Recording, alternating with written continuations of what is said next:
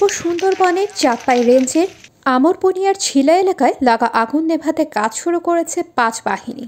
রোববার ৫ মে সকাল ৯টা থেকে বনরক্ষী ফায়ার সার্ভিসের পাশাপাশি এ কাজে যোগ দিয়েছে নৌবাহিনী, কোস্টগার্ড ও বিমান বাহিনীর একটি হেলিকপ্টার।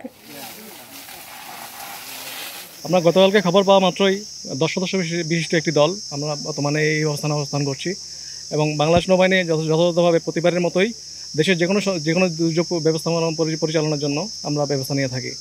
এইভাবে একইভাবে দেশের বন সম্পদ রক্ষা এবং জঙ্গল রক্ষার্থে আমরা কাজ করে যাচ্ছি এবং গতকালকে খবর পাওয়া মাত্রই আমরা এখানে এসেছি এবং আমাদের দল, স্থানীয় জনপ্রশাসন এবং আমাদের কোস্টগার্ড, নেভি এবং ফায়ার সার্ভিস সবাই মিলিতভাবে আমরা একত্রে কাজ করে যাচ্ছি সুন্দরবন রক্ষার্থে।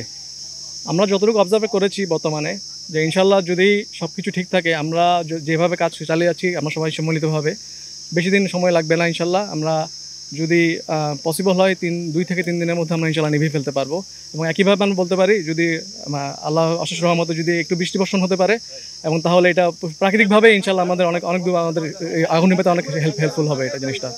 আসলে আমরা এখন কারণ অনুসন্ধানের চেয়ে আমরা আগুন নেভানোতে বেশি ফোকাস করছি মেনলি, কারণ আমাদের কাছে যেটা মেন ফোকাস এখন আগুন নেভানোটা, বন রক্ষাটাই আমাদের মেন ফোকাস। কারণ রক্ষার জন্য যেভাবে আমাদের সম্মিলিতভাবে চেষ্টা চলবে, যখন আমাদের অফিসিয়ালি অর্ডার আসবে তখন আমরা সেই অনুসন্ধান পরিচালনা করবো ইনশাল্লাহ।